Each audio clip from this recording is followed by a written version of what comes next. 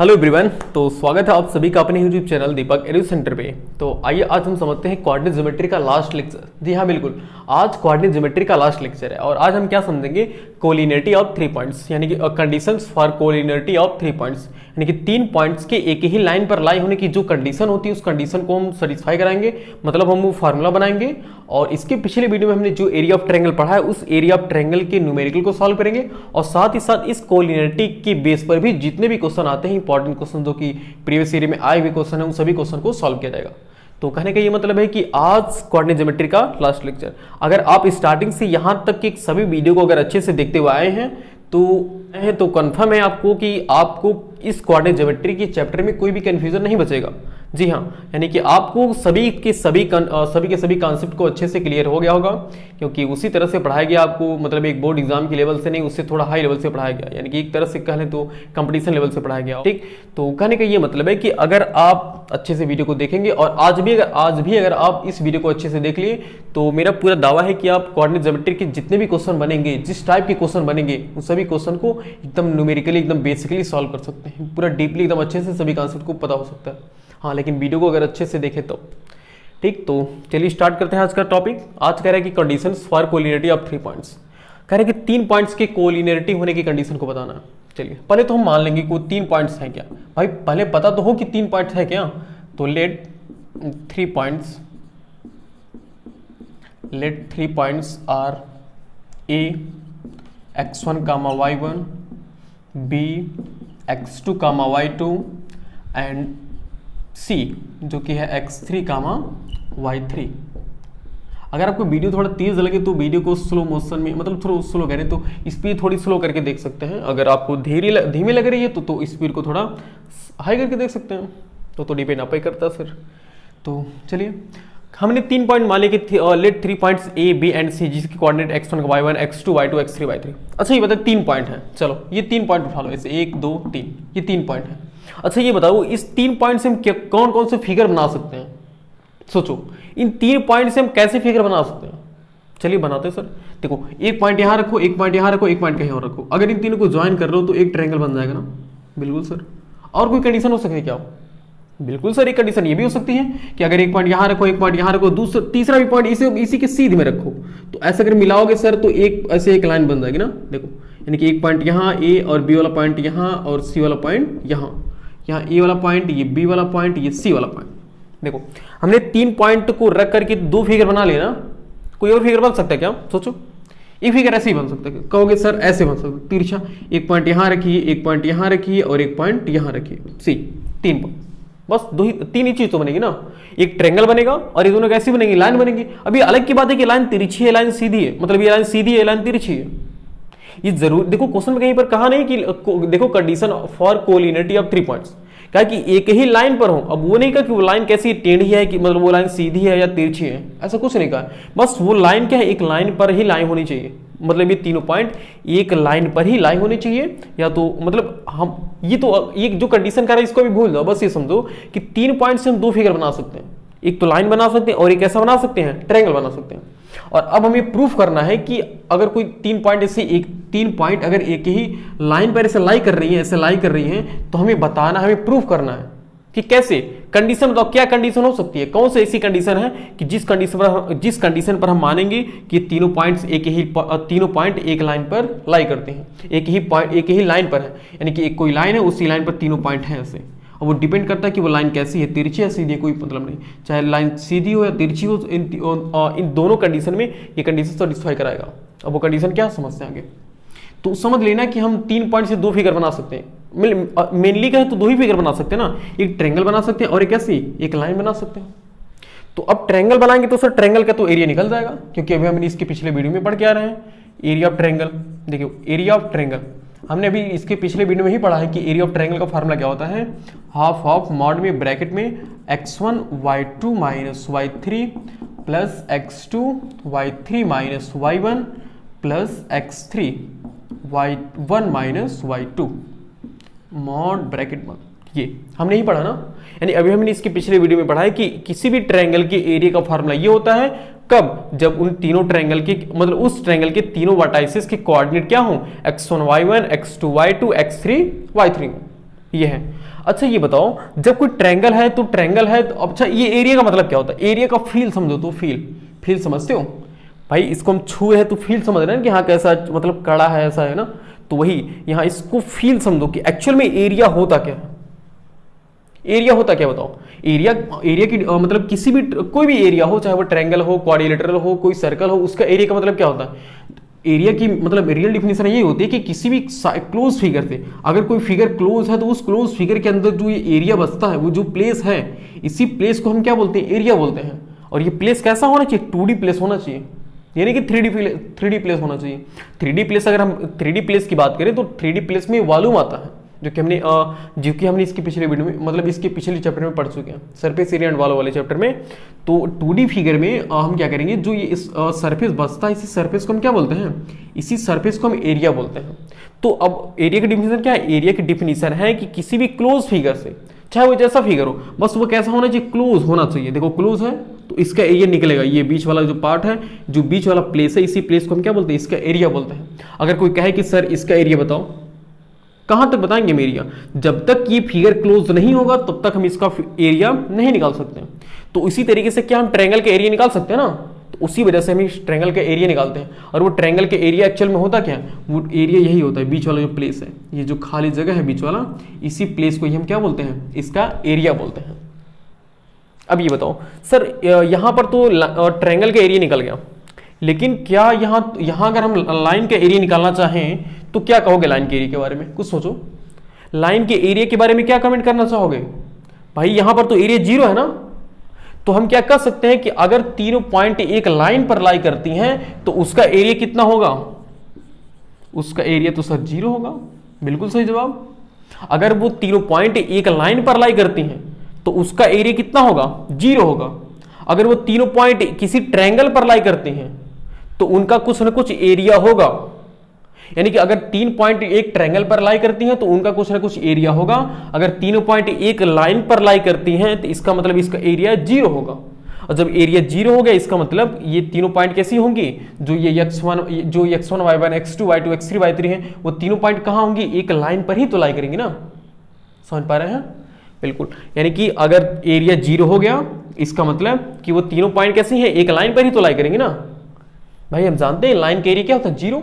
भाई ये लाइन है, कहोगे सर लाइन के तो कुछ ना कुछ एरिया होगा। बिल्कुल नहीं होता एरिया, क्योंकि लाइन एक तरह से ये एक अजम्पशन है।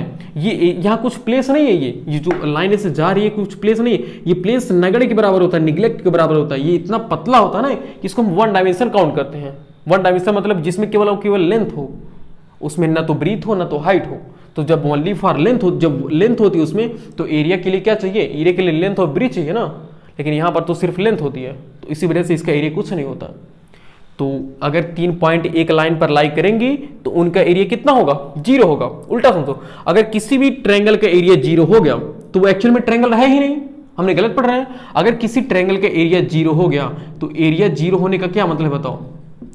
एरिया 0 होने का मतलब है कि इस ट्रायंगल के बीच में कोई जगह ही नहीं है। जब कोई जगह ही नहीं है तो ट्रायंगल बनेगा कैसे? तो वो ट्रायंगल नहीं, वो ट्रायंगल ना बन करके एक लाइन बनेगी। और वो लाइन ऐसी हो सकती है कि जिसका एरिया क्या हो? 0 के बराबर हो। अगर कोई दूसरा फिगर बनाना चाहोगे तो वो फिगर कुछ ना कुछ प्लेस कवर कर देगा। दूसरा फिगर का मतलब ये है कि अगर 3 पॉइंट से तुम चाहो मतलब ट्रायंगल ही बना सकते हो, और कुछ बना नहीं सकते, तिरछी लाइन बना लो। तिरछी लाइन का भी कुछ ना कुछ एरिया नहीं होता है। यानी कि जो हम लाइन मतलब जो लाइन हम जो हमारी आती है कि तीनों पॉइंट एक ही लाइन पर होते हैं, तो वो लाइन जरूरी नहीं कि वो लाइन चाहे सीधी भी हो सकती है, वो लाइन तिरछी भी हो सकती है। समझ रहे हो? ये थोड़ा ज़्यादा डीप में जा रहे हो। सिर्फ हम इतना तो हमको तो यही पढ़ाया गया था कि सर एरिया 0 कर लो, बस लाइन कोलिनिटी ऑफ 3 पॉइंट्स खत्म हो गया। लेकिन फील तो आना चाहिए ना कि कैसे सर एरिया 0 होता। तो समझ गया ना कि किसी भी लाइन का एरिया कभी भी 0 नहीं हो सकता। मतलब किसी भी लाइन का एरिया हमेशा क्या होता है? 0 होता। अगर एरिया 0 हो गया तो वो तो कंडीशन सेटिस्फाई हो गई कि तीनों पॉइंट एक लाइन पर लाई करेंगे। अगर एरिया 0 नहीं हुआ, इसका मतलब वो कोई ना कोई ट्रायंगल बना रही है। अब अगर एरिया छोटा आया तो छोटा ट्रायंगल बना रही है, एरिया बड़ा आया तो बड़ा ट्रायंगल बना रही है। बात करो तो एरिया कितना हो गया? 0। अब बताओ एरिया हमने कितना निकाला? ये निकाला ना। तो हमने एरिया, हम ऐसे मान एरिया ऑफ ट्रायंगल कर लो सर, अच्छी बात होगी। Area of triangle equal 0। अब सही है बिल्कुल। अगर एरिया ऑफ ट्रायंगल 0 हो गया, इसका मतलब वो ट्रायंगल नहीं है, वो क्या है? वो एक लाइन है। अगर एरिया ऑफ ट्रायंगल 0 हो गया, इसका मतलब वो ट्रायंगल नहीं है, वो क्या है? लाइन है। यानी कि किसी भी ट्रायंगल का एरिया अगर 0 के बराबर आ गया तो इसका मतलब यह है कि वो तीनों पॉइंट ट्रायंगल नहीं बना रहे थे, वो तीनों पॉइंट एक लाइन बना रहे थे मिलकर के। ठीक, तो एरिया ऑफ ट्रायंगल की वैल्यू पुट करो, तो देखो एरिया ऑफ ट्रायंगल, तो एरिया ऑफ ट्रायंगल की जगह पर हम ये लिख सकते हैं ना, पूरा लिखो, तो हाफ ऑफ बड़ा bracket x1 y2 minus y3 plus x2 y3 minus y1 plus x3 y1 minus y2 big bracket और मॉड लगाना भूलना मत, मॉड इक्वल 0। अब ये बताओ, जब राइट साइड में 0 है, अगर हम इस ये बताओ हाफ क्या है, हाफ एक तरह से कांस्टेंट है ना, अगर इस कांस्टेंट को हम इक्वल के राइट साइड में शिफ्ट करेंगे तो क्या होगा, डिवाइड में जाएगा ना, तो 0/1/2 होगा, तो 0/1/2 का मतलब क्या, 0। भाई 0 को किसी भी नंबर से डिवाइड करो आंसर क्या आएगा, 0 ही आएगा। यानी कि मॉड ऑफ x1 ब्रैकेट में y2 minus y3 plus x3 y3 minus y1 plus x3, ये x2 है जी, x2 और ये x3 y1 minus y2 bracket close mod equal 0। इस हाफ को हमने राइट साइड में शिफ्ट करके 0 के बराबर करा दिया। यानी कि ये है condition for collinearity of 3 points. यानी कि 3 पॉइंट्स की कोलिनियर होने की कंडीशन क्या है कि जब तीनों पॉइंट्स अगर कोलिनियर है तो इसका मतलब ट्रायंगल के एरिया कितना हो गया, 0। और ट्रायंगल के एरिया के 0 का ये मतलब, तुम चाहो ये भी याद कर सकते हो, ये भी सही है, बिल्कुल फार्मूला सही है। बस इसको थोड़ा सा हमने सॉल्व ये कर लिया है कि हाफ को हमने राइट साइड में शिफ्ट कर लिया। तो आप बस इतना याद रखो कि किसी भी ट्रायंगल, किसी भी 3 पॉइंट्स के कोलिनियर होने का ये मतलब है कि उस ट्रायंगल के एरिया कितना होना चाहिए, 0 होना चाहिए। यानी कि हम उस तीनों पॉइंट को मानेंगे पहले कि वो तीनों पॉइंट एक ट्रायंगल बना रहे हैं, तो हम अगर प्रूफ कर देंगे कि वो ट्रायंगल 0 के बराबर आ रहा है, इसका मतलब वो एक ही कंडीशन बचती है, वो ये बचती है कि वो एक लाइन पर ही लाई करें। ठीक, तो यानी कि 3 पॉइंट्स के कोलिनियर, 3 पॉइंट के कोलिनियर होने की कंडीशन क्या है कि वो उनका, उससे जो ट्रायंगल बनेगा वो ट्रायंगल कैसा आना चाहिए, उस ट्रायंगल का एरिया 0 आना चाहिए। ठीक, 0 आएगा तो ये कंडीशन सेटिस्फाई कराएगी। अब चाहे ये याद रखो, चाहे ये याद रखो, चाहे ये याद रखो, तीनों सही है। अगर ये याद रखेंगे तो सबसे ये भी सही है, अगर ये याद रखेंगे सबसे ये भी सही, और ये याद रखेंगे तो भी सही है। बस अगर अच्छे से देखा जाए तो ये सबसे अच्छा माना जाता है, क्योंकि हम यही यूज करके क्वेश्चन को सॉल्व करेंगे। अगर ये नहीं तो ये याद कर लो। बात से में मतलब कॉन्सेप्ट ये है कि area of triangle will be equal to 0। ठीक है ना, तो जो भी समझ में आया है, हालांकि समझ में तो पूरा आया होगा जी, तो एक काम कीजिए, इतना नोट कर लीजिए, उसके बाद हम क्वेश्चन को लगाएंगे। अभी देखो कंफ्यूजन सब क्लियर हो जाएगा। ठीक है ना, इसको आप नोट कीजिए।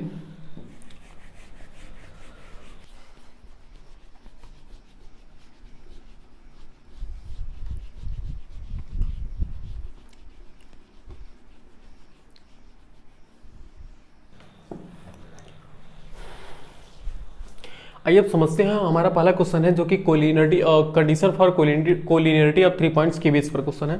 तो समझते हैं, कह रहा है कि so that the following points are collinear. ये 3 पॉइंट हमें दिए हुए हैं और कह रहा है कि ये तीनों पॉइंट को हमें बताइए कि प्रूफ कीजिए। सो दैट मतलब प्रूफ ही करना होता है ना जी, सो दैट प्रूफ करना। तो कह रहा है कि हमें प्रूफ कीजिए कि ये तीनों पॉइंट कैसे हैं, कोलिनियर है। तो कोलिनियर का मतलब कैसे है, एक पॉइंट पर ही लाई, मतलब एक लाइन पर ही तो लाई करेंगे ना। और जब एक लाइन पर लाई करेंगे तो हम यहाँ पर कह सकते हैं कि इसका एरिया कितना होना चाहिए, 0 होना चाहिए। मतलब इससे बने एक ट्रायंगल का एरिया कितना होना चाहिए, 0 होना चाहिए। यानी कि ऐसे लिख लो, तो हमने एक फार्मूला पढ़ा कंडीशन, ऐसे लिख लो, such that condition for collinearity of 3 point क्या होता है फार्मूला, मतलब वो कंडीशन क्या होती है कि x1 ब्रैकेट में x1 और y2 minus y3 plus x2 y3 minus y1 plus x3 y1 minus y2 will be equal to 0। ये condition for collinearity of 3 points का है ना, यानी कि 3 पॉइंट्स के कोलिनियर होने की कंडीशन है ना, बिल्कुल। और जब कंडीशन है तो पहले तो हमें x1 y1 पता होना चाहिए ना कि x1 y1 है क्या एक्चुअल में। तो जो A है जिसका कोऑर्डिनेट है 2, -2 और B जिसका कोऑर्डिनेट है -3, 8 और C जिसका कोऑर्डिनेट है कितना, -1, 4, ये है। तो अब यहाँ से हम इसका क्या निकालेंगे, इसको हम x1, y1 नाम देंगे और इसको हम x2, y2 नाम देंगे और इसको हम x3, y3 नाम देंगे, y3 नाम देंगे। ठीक है ना, तो बस अब वैल्यू पुट करना है और सॉल्व करना है। तो वैल्यू पुट कर लो, तो ये भी कितना मतलब ये कितना होना चाहिए, 0 के इक्वल आना चाहिए ना, बिल्कुल। तो देखते हैं, तो यहाँ x1 की प्लेस पर कितना है 2, अच्छा यहाँ मॉड लगाना भूल गए थे, मॉड जरूरी है, मॉड मत भूलना, ठीक है ना, क्योंकि एरिया हमेशा कैसा होता है, एरिया हमेशा पॉजिटिव होता है, ठीक।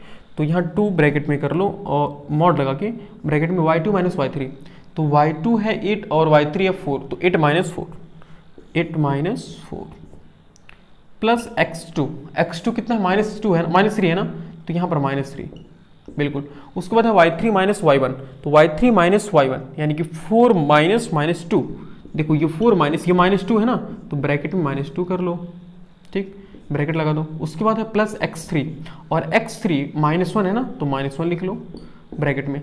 y1 माइनस y2, तो y1 है -2 और y2 है 8, तो -2 माइनस 8 इक्वल 0 होना चाहिए।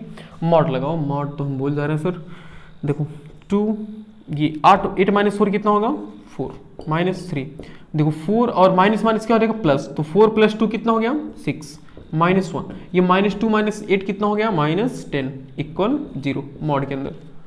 ओके यहाँ सॉल्व करते हैं, देखो ये मॉड लगा लो ऐसे, इक्वल मॉड 2 4 जा 8 माइनस, अच्छा माइनस और 6 3 या 18 माइनस ऑफ, और 10 1 जा, अच्छा माइनस माइनस क्या हो गया प्लस, और 10 1 जा 10, ये हो गया +10 equal 0।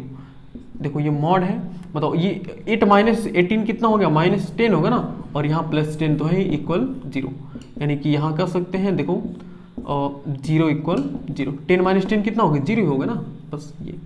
So A, B and C are collinear, बस यही है प्रूफ इसका, ऐसे लिखेंगे।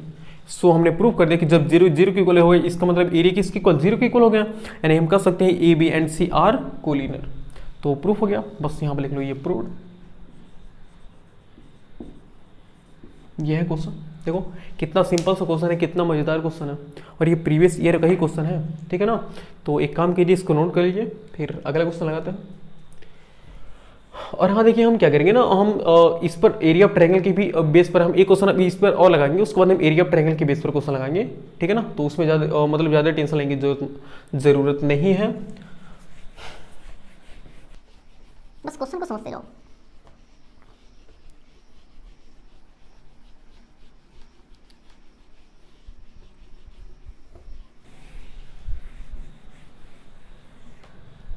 समझते हैं हमारा दूसरा क्वेश्चन, कोलिनियरिटी के कॉन्सेप्ट पर दूसरा क्वेश्चन करके find the value of x for which the points a x, 2 b x -3, 4 and c 7, -5 are collinear. करके for what value of x, मतलब कह रहा है x के किस वैल्यू पर मतलब ये तीनों पॉइंट्स क्या होंगे कोलिनियर होंगे, आर कोलिनियर।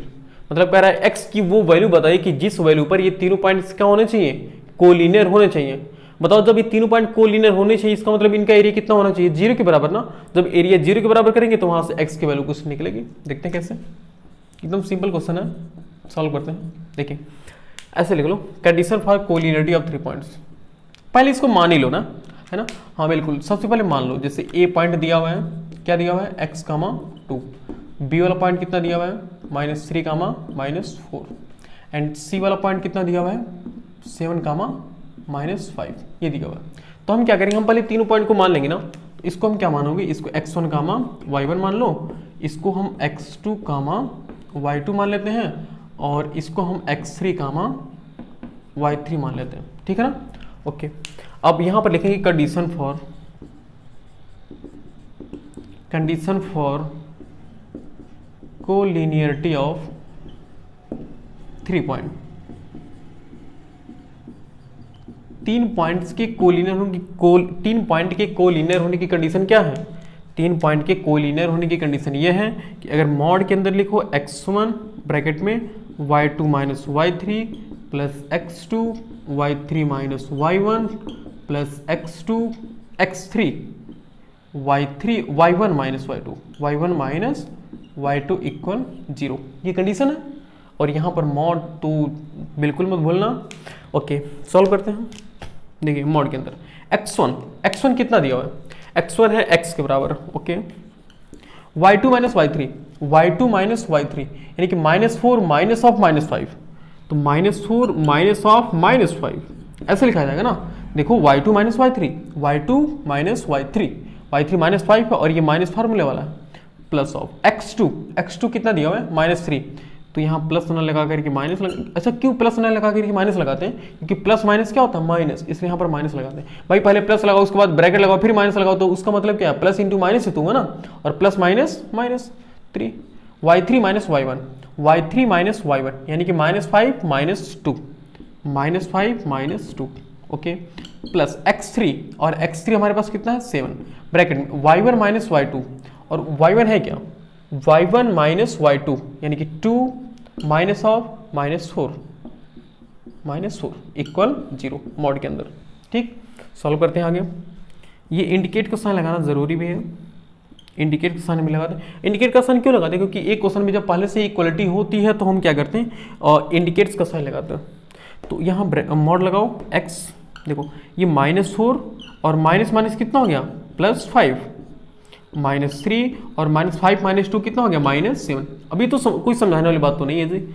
और यहाँ +7 ब्रैकेट में देखो 2, यहाँ माइनस माइनस क्या हो गया प्लस, और वो ये हो गया 4 मॉड के अंदर इक्वल 0। ठीक, ओके आगे समझते हैं। देखिए ये मॉड लगाइए, देखो अच्छा बताइए 5 - 4 कितना होगा +1 होगा ना, और +1 को अगर हम x से मल्टीप्लाई करेंगे तो ओनली x ही होगा माइनस ऑफ, देखो ये 3, अच्छा माइनस माइनस क्या हो गया प्लस, और 3 समझा 21, ये 21 कर लो, 3 समझा 21, और ये है 7, और देखो 7 और प्लस है, हाँ +7, अच्छा 4 2 कितना हो गया 4 2 6, और 6 समझा 42, 6 समझा 42 मॉड के अंदर इक्वल 0, ये हो गया। सॉल्व करते हैं आगे। और यहाँ देखो तीनों के तीनों के यहाँ पॉजिटिव है ना, तो s लिख लो,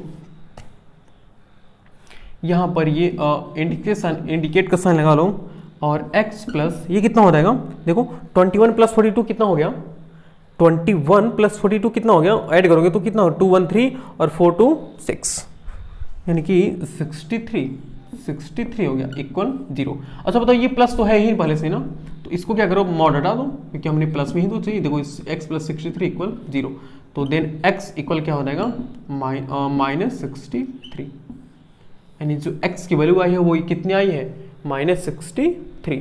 ठीक है ना, तो x के किस वैल्यू पर बताओ, x के किस वैल्यू पर ये तीनों के तीनों पॉइंट्स कैसे होना चाहिए, कोलिनियर होना चाहिए।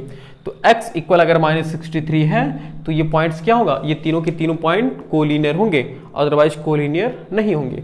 ठीक है ना, x इक्वल -63 पर ही ये तीनों पॉइंट्स कैसे होंगे, कोलिनियर होंगे, अदरवाइज कोलिनियर नहीं होंगे। ठीक है, और ये प्रीवियस ईयर 2015 का क्वेश्चन है सीबीएसई के, तो इसको नोट कर लीजिए, फिर इसको मिटाते हैं और अगला क्वेश्चन को देखते हैं।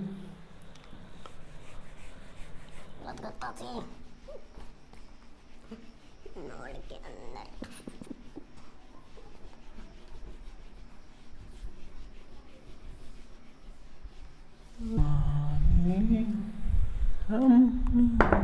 आइए समस्या हमारा अगला क्वेश्चन है। देखिए ये भी कोलिनियरिटी ऑफ 3 पॉइंट्स के कॉन्सेप्ट पर ही क्वेश्चन है। कह रहे कि find a relation between x and y if the point a x, y में b -5, 7 and c -4, 5 are collinear. हमें देखो कह रहा है find a relation between x and y, हमें x और y के बीच में एक रिलेशन फाइंड करना, और वो रिलेशन कब फाइंड करना है, जब ये तीनों पॉइंट्स कैसे होना चाहिए, तीनों पॉइंट कोलिनियर हैं। तो जब तीनों पॉइंट कोलिनियर हैं तो हम कंडीशन ऑफ कोलिनियरिटी लगाएंगे, उसके बाद वहीं से क्या होगा, एक रिलेशन हमें मिल जाएगा।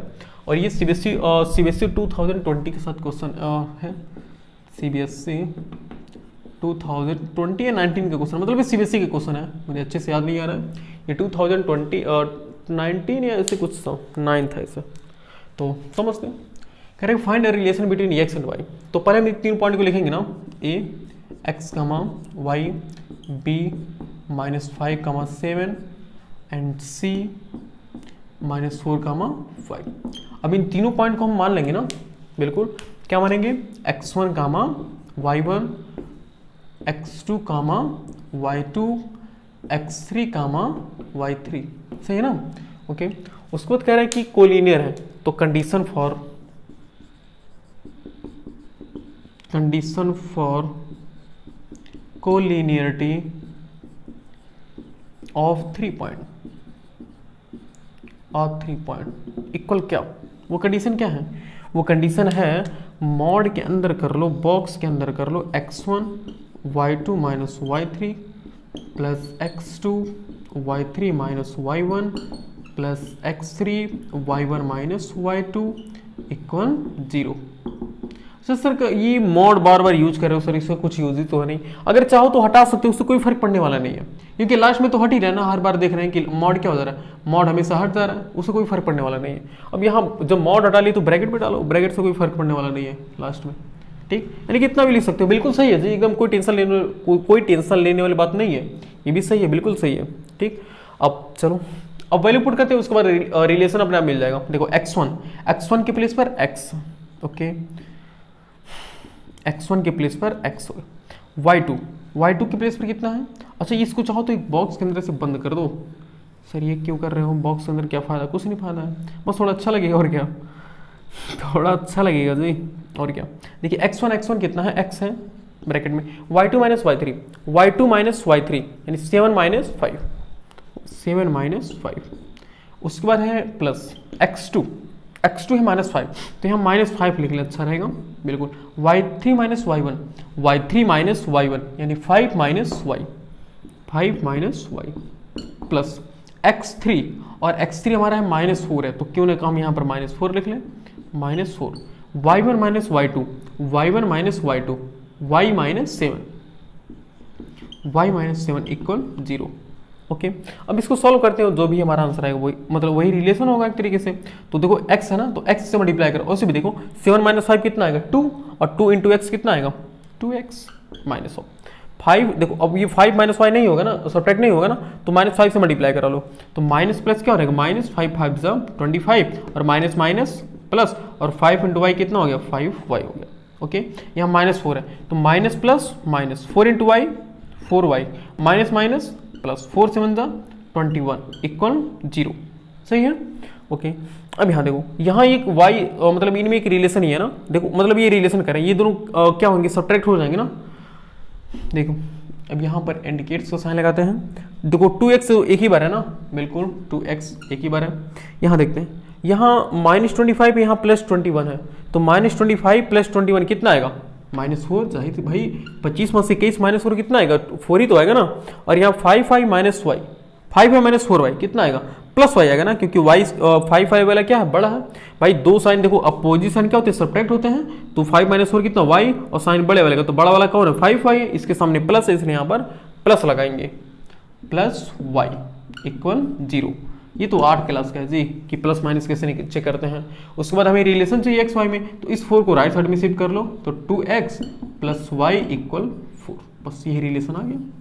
यानी एक ही क्वेश्चन, हमें एक रिलेशन चाहिए था ना x y में, देखो x y में हमने एक रिलेशन फाइंड कर लिया, बस यही हमारा आंसर हो गया। सर कितना आसान है, बिल्कुल आसान है, इतना ही आसान क्वेश्चन आता है एग्जाम में, और ये CBSE में देखो पूछा गया, कितना सिंपल क्वेश्चन है। तो बस क्वेश्चन को समझना है कि वो क्या कह रहा है। कह रहा था कि find relation between x and y। अब ये रिलेशन क्या होता है हमें नहीं पता। कह रहा if the point A B and C are collinear, हाँ ये तो हमें पता है कि जब कोलिनियर होंगे तो हम उनके एरिया को क्या करेंगे 0 के इक्वल कर देंगे। अब जैसे एरिया को 0 के इक्वल करोगे ऑटोमेटिक अपने आप एक रिलेशन बन के निकल जाएगा बस। अब यही हमारा क्या एक रिलेशन है, यानी x और y में देखो एक रिलेशन ये बता रहा है कि अगर x के एक गुने को y के एक गुने को x के 2 गुने से अगर ऐड करो, 2 गुना मतलब x का 2 गुना और y का 1 गुना, अगर इन दोनों को ऐड करोगे तो कितना आएगा 4 आएगा भाई। इसी को तो हम रिलेशन बोलते हैं। तो एक काम कीजिए, इसको भी नोट कीजिए। उसके बाद अगला क्वेश्चन हम देखिए ट्रायंगल का समझते हैं, एरिया ऑफ ट्रायंगल का समझते हैं, ठीक है ना। तो इसको नोट कर लीजिए।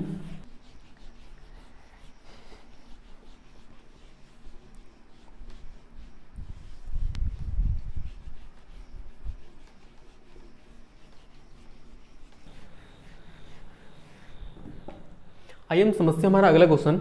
देखिए क्वेश्चन, और ये है क्वेश्चन, ये भी कोलिनिटी ऑफ 3 पॉइंट्स पर ही, कोलिनिटी ऑफ 3 पॉइंट की कॉन्सेप्ट पर ही है। और ये क्वेश्चन थोड़ा यूनिक है, मतलब थोड़ा अच्छा क्वेश्चन है, क्योंकि इस टाइप के क्वेश्चन को हमने सॉल्व नहीं किया है, इसी वजह से हम इस क्वेश्चन को सॉल्व कर रहे हैं। और इसके बाद हम क्या करेंगे, एरिया ऑफ ट्रायंगल के बेस पर क्वेश्चन को सॉल्व करेंगे, ठीक है ना।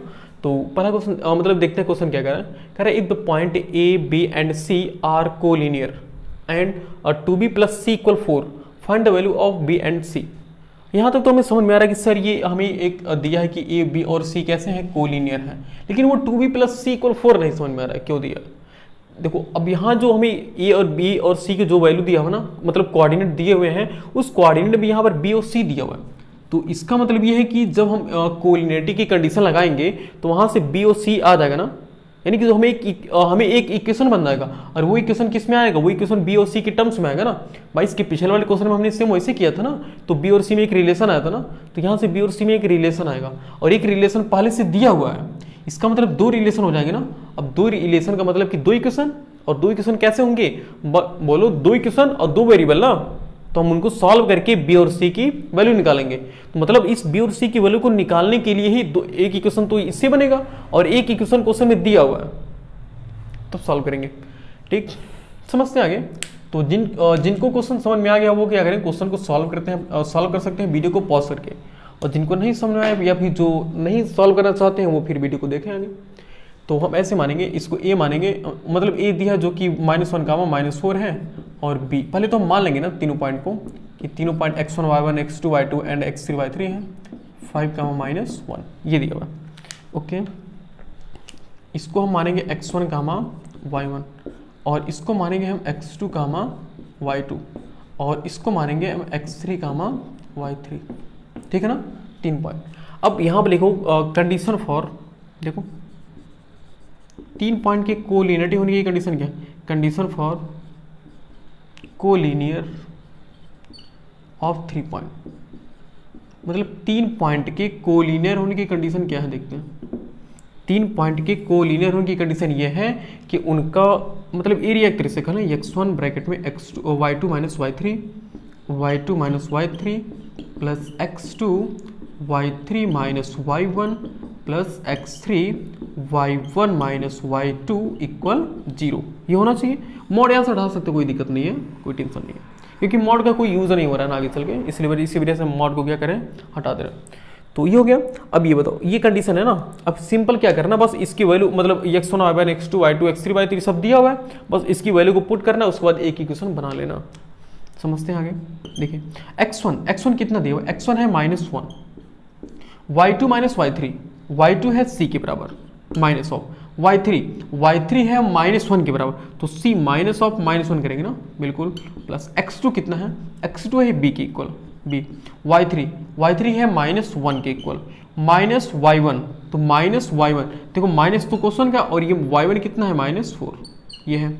ओके, उसके बाद है प्लस x3, और x3 की प्लस पर कितना है 5, y1 y2, तो y1 है -4 के, और y2 है किसके, y2 है c के, तो -4 c इक्वल 0। ठीक, ओके, सॉल्व करते हैं आगे। देखिए -1 ये हो गया, c माइनस क्या हो गया, प्लस, और ये कितना हो गया 1, प्लस b, यहाँ हो गया -1 और माइनस कितना हो गया, प्लस, और ये हो गया 4। ठीक, और ये हो गया +5, यहाँ -4 c इक्वल 0।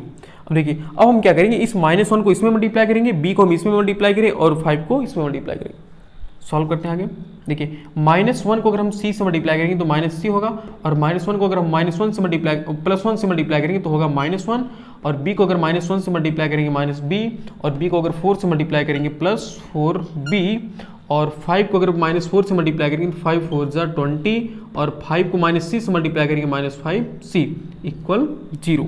सही है ना, बिल्कुल सर, समझते हैं आगे। देखिए -c -5c कितना हो गया, -6c, ये तो सही है सर, -6c। ओके, देखो -b + 4b कितना हो गया, -b + 4b + 3b हो जाएगा ना, +3b। ओके, और यहाँ -1 -21 इक्वल 0। ओके, अब इसको थोड़ा एक ऑर्डर में लिखते हैं, जैसे उस इक्वेशन के टाइप लिखते हैं। वहाँ b पहले दिया, इसको भी b को हम पहले कर लेते हैं, तो 3b को हमने पहले कर लिया, उसके बाद -6c करते हैं इक्वल, इस 21 को अगर हम राइट में लेकर जाएंगे तो क्या होगा, +21 हो जाएगा ना, बिल्कुल।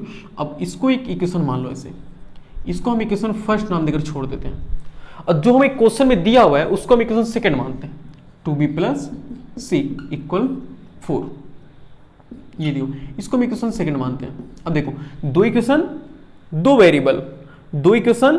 b और c दो वेरिएबल है ना, तो अब इसको हम सॉल्व करते हैं।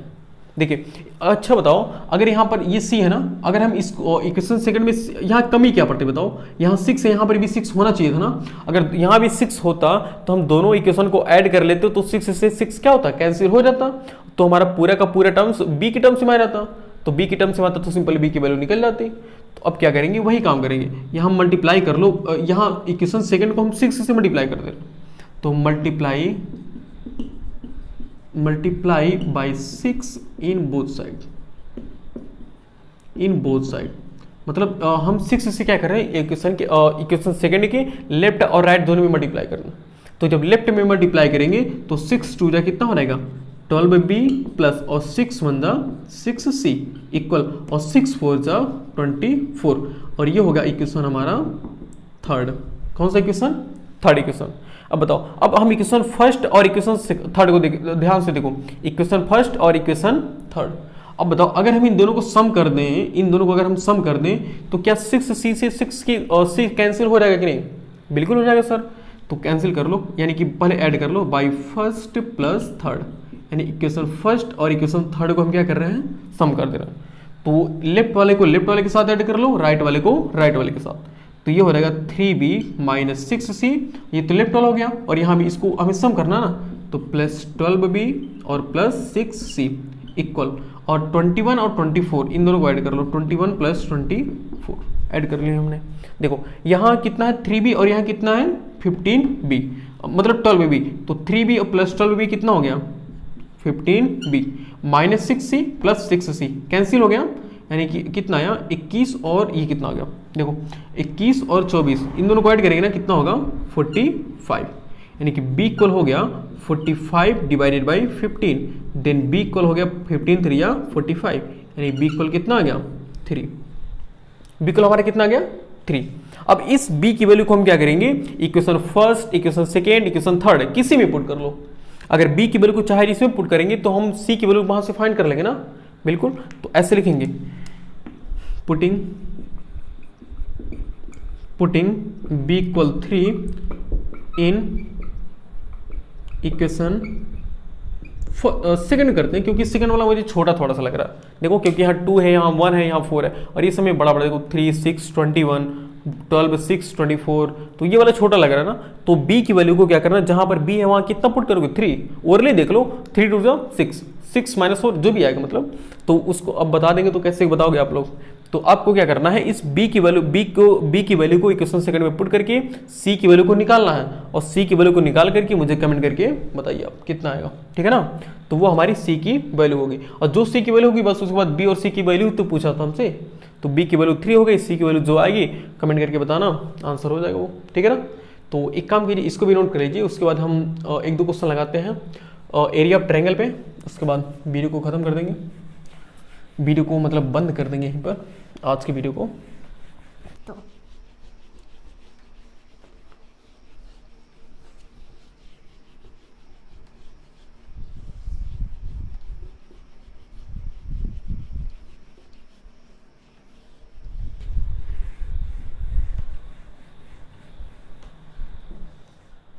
आइए समस्या हमारा आज का लगभग लास्ट वाला क्वेश्चन। देखो कह रहा है कि find the area of quadrilateral PQRS whose vertices are P Q R and S। आप कहोगे सर, आप तो कहोगे यही सर कि ये तो क्वेश्चन क्वाड्रिलेटरल का है और आप हमें कह रहे हो ट्रायंगल का भी एरिया फाइंड करना है। देखो ध्यान से, अगर ध्यान से पढ़ोगे तब तो समझ में आएगा कि हाँ ये क्वेश्चन ट्रायंगल का है। अगर ध्यान से नहीं पढ़ोगे, अगर डायरेक्टली से सोच लिए, तब तो ये क्वेश्चन क्वाड्रिलेटरल का बन जाएगा, और क्वाड्रिलेटरल का अगर बनेगा तो क्वेश्चन गलत बिल्कुल हो जाएगा। तो इसी वजह से पहले ध्यान से सोचो कि क्या हम क्वाड्रिलेटरल को ट्रायंगल में चेंज कर सकते हैं क्या। और ये बताओ ये कौन सा क्वाड्रिलेटरल है, कह रहा है कि find the area of quadrilateral PQRS। तो P जिसका कोऑर्डिनेट कितना दिया हुआ P -5, -3 और Q कितना दिया हुआ है, Q दिया है -4, -6 R कितना दिया हुआ है -2, -3 और S कितना दिया हुआ है, S दिया है 1, 2 इतना दिया हुआ है 1, 2। ओके अब देखते हैं, S दिया है 1, 2। अब हमें कह रहा है इसका एरिया में फाइंड करना। देखो इसका एरिया में फाइंड करना भाई, हमने तो कोई ऐसा फार्मूला नहीं पढ़ा है कि जो कि क्वाड्रिलेटरल के एरिया फाइंड कर ले। हमने कोऑर्डिनेट ज्योमेट्री में कोई ऐसा फॉर्मूला नहीं पढ़ा है कि जो कि क्वाड्रिलेटरल के एरिया को फाइंड कराए। हमने तो ट्रायंगल का पढ़ा है। अच्छा ये बताओ, ये क्वाड्रिलेटरल है ना, अगर इस क्वाड्रिलेटरल को हम इससे ज्वाइन कर दे ऐसे, ये अगर हम एस को क्यू से ज्वाइन कर दें तो अब देखो ये क्वाड्रिलेटरल दो ट्रायंगल में बदल गया कि नहीं? बिल्कुल, ये क्वाड्रिलेटरल दो ट्रायंगल में चेंज होगा कि नहीं? पहला ट्रायंगल क्या है? पहला ट्रायंगल ये वाला है और दूसरा ट्रायंगल क्या है? दूसरा ट्रायंगल ये वाला है। देखो दो ट्रायंगल बन गए कि नहीं? दो ट्रायंगल अगर अलग करो तो देखो एक का नाम होगा यस क्यू पी और दूसरे का नाम होगा यस क्यू आर। देखो दो ट्रायंगल हो गए नहीं? अगर इन दोनों ट्रायंगल के इसका एरिया निकालो, इस ट्रायंगल का एरिया निकालो और इस ट्रायंगल का एरिया निकालो, फिर दोनों को जोड़ दो। भाई इस ट्रायंगल का एरिया निकाल दो, इस ट्रायंगल का एरिया, फिर दोनों ट्रायंगल के एरिया को जोड़ देंगे तो क्या हो जाएगा? क्वाड्रिलेटरल तो बन जाएगा ना। यानी कि हमें इस ट्रायंगल के एरिया और इस ट्रायंगल के एरिया, दोनों ट्रायंगल के एरिया को निकालना है, फिर दोनों को सम कर देना। समझ पा रहे हो? यानी कि अगर हम यहां चाहो तो यहां से एक फार्मूला बना सकते हो। पहले तो हाँ एक फार्मूला बना सकते हो ऐसे कि देखो एरिया ऑफ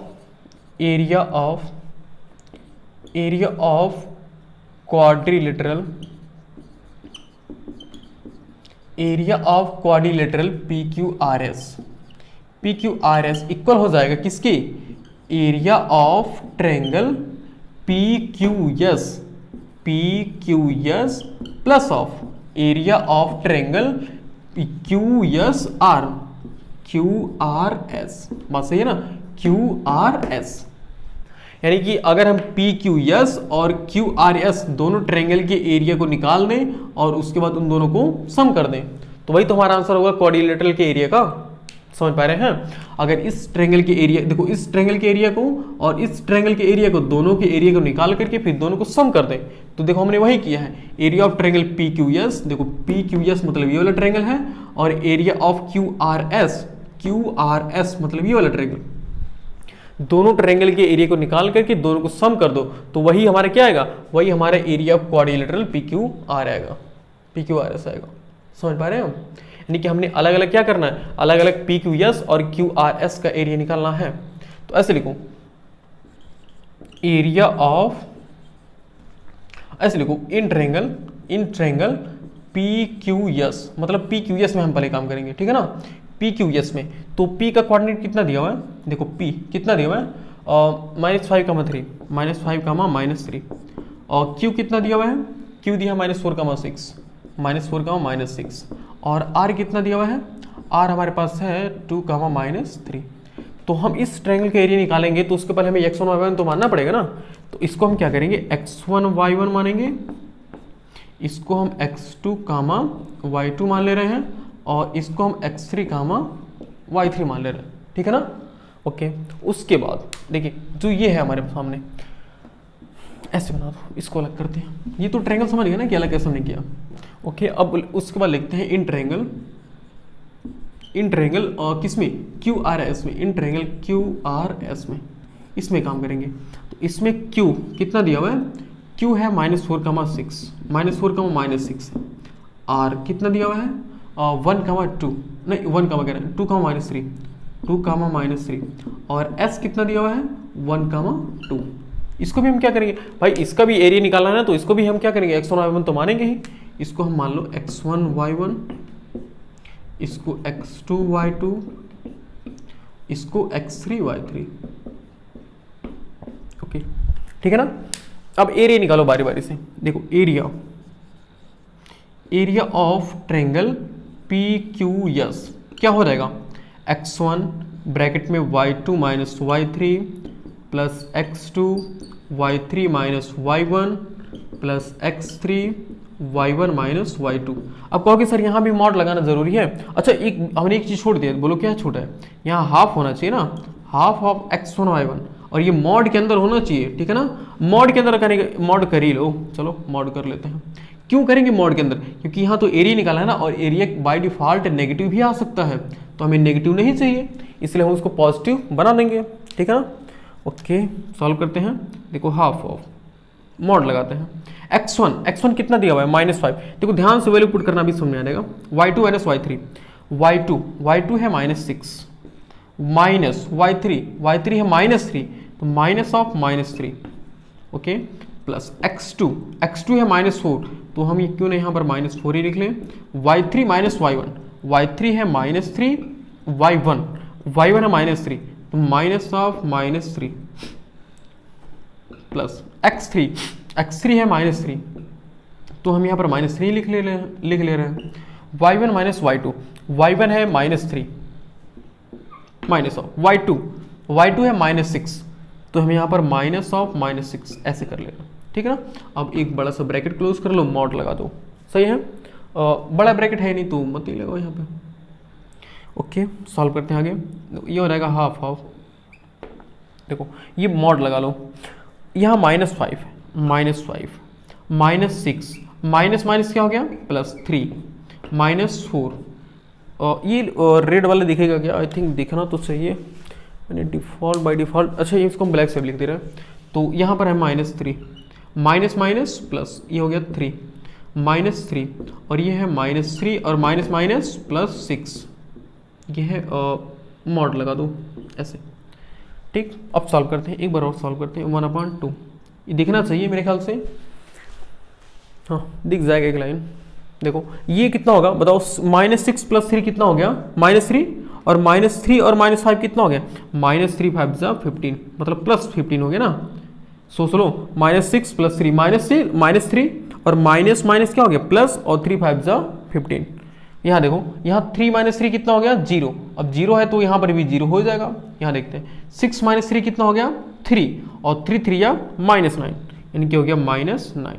ओके, और ये तो अच्छी बात होगी, यहीं पर सॉल्व कर लेते हैं। देखो ये हो गया हाफ इंटू 15 - 9 कितना होगा, 6 होगा ना, तो 6, और इसको सॉल्व करके कितना होगा बोलो, 3 होगा ना। अब बताओ 3 क्या है, हमने एरिया निकालना है ना, तो एरिया की यूनिट क्या होती है, स्क्वायर यूनिट होती है ना, तो 3 स्क्वायर यूनिट, ऐसे करो, यूनिट स्क्वायर कर लो, 3 यूनिट स्क्वायर, याद रखना। यानी एरिया हमने कितना निकाल दिया पहले वाले ट्रायंगल का, 3 यूनिट स्क्वायर, ठीक। अब हम एरिया निकालते हैं इसका, तो एक काम कीजिए आप, अच्छा होगा नोट कर लीजिए, ठीक है ना। पहले वीडियो को पॉज करके इतना नोट कर लीजिए, उसके बाद तो हम इसको निकालते हैं, क्योंकि यहाँ पर इसको जब सॉल्व करेंगे ना जगह नहीं अच्छे से बच रही है। तो इसको नोट कर लीजिए, ये वाला इस ट्रायंगल का एरिया, इसको नोट कर लीजिए, फिर इसको मिटाते हैं। याद कर लो, देखो 3 यूनिट स्क्वायर है, याद करना 3 यूनिट स्क्वायर।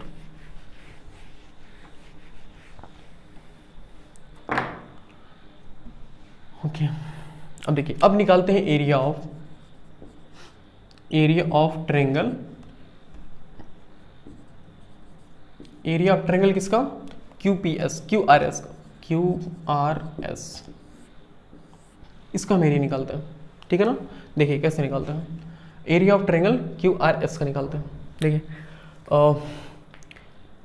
मतलब फार्मूला हमारे क्या है बताइए, फार्मूला हमारा है हाफ ऑफ मॉड के अंदर x1 ब्रैकेट में y2 minus y3 plus x2 y3 minus y1 plus x3 y1 minus y2। ये मॉड वाला मतलब मॉड की ब्रैकेट को मैंने बंद कर लिया, 1/2। देखो मॉड में x1 कितना वहाँ से चेक करेंगे तो -4 ब्रैकेट में y2 माइनस y3 कितना है, देखो यहाँ से -3 है, माइनस ऑफ y3 है 2, ये हो गया 2, प्लस ऑफ x3 कितना है, और x2 कितना है 2, y3 है 2 के इक्वल, माइनस ऑफ y1 है इक्वल -6 के, प्लस x3 किसके इक्वल है 1 के, y1 है -6, माइनस ऑफ y2 किसके इक्वल है, y2 है -3 के, ये है -3 के, ठीक है ना। ओके इतना, ये है 1/2 -4, माइनस क्या हो गया प्लस, यानी कि ये हो गया -5 प्लस 2। यहाँ देखते हैं, और ये हो गया 2 माइनस प्लस, और ये हो गया 6 प्लस 1 -6 माइनस प्लस 3, और bracket close, mod bracket close 1/2। देखते हैं माइनस प्लस 5 4 जा 20, और देखो 6 2 8 और 8 2 जा 16, यानी कि 16। देखिए और -6 प्लस 3 -3 1 जा 3, यानी कि -3। ओके सॉल्व करते हैं इसको, तो ये हो जाएगा हाफ ऑफ देखो 20 और इसको ऐसा करो 20 प्लस ये 16 माइनस 3 कितना होगा 13, 16 माइनस 3 कितना हो गया 13 हो गया ना, तो ये हो गया हाफ ऑफ। देखो 20 और प्लस 13 कितना हो गया 33। इसको सॉल्व करेंगे कितना आएगा, इसको सॉल्व करेंगे आएगा देखो 2 1 मतलब 16 दूना 32 और 16.5 यूनिट स्क्वायर, 16.5 यूनिट स्क्वायर। क्या सही है क्या, एक बार हम चेक कर लेते हैं फिर से। हाँ x1 के प्लेस पर -4 और y2 माइनस y3 यानी कि -3 -2 सही है, प्लस x2 है 2, उसके बाद है y3 माइनस y1, तो y3 माइनस y1 यानी कि 2 + 6 होगा, हाँ सही, और प्लस x3 है 1 के इक्वल, और उसके बाद y1 माइनस y2, तो y1 माइनस y2 यानी -6 + 3 सही है। उसके बाद 5 4 20 और 6 8 2 16 और 3 1 9 3 -3 और ये हो गया -13 + 20 सही है, 16.5 हो गया। ओके हमने दोनों ट्रायंगल का एरिया निकाल दिया ना, यानी कि पहले वाले ट्रायंगल का एरिया कितना आ रहा था 3 यूनिट स्क्वायर ना, और इसका कितना आ रहा है 16.5 यूनिट स्क्वायर। तो अब यहाँ देखो अब आंसर लिखने की बारी है, उसके बाद अब यहाँ आंसर लिख लो। सो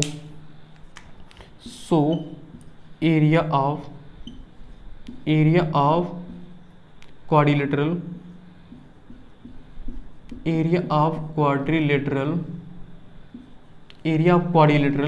PQRS कितना हो गया बताओ।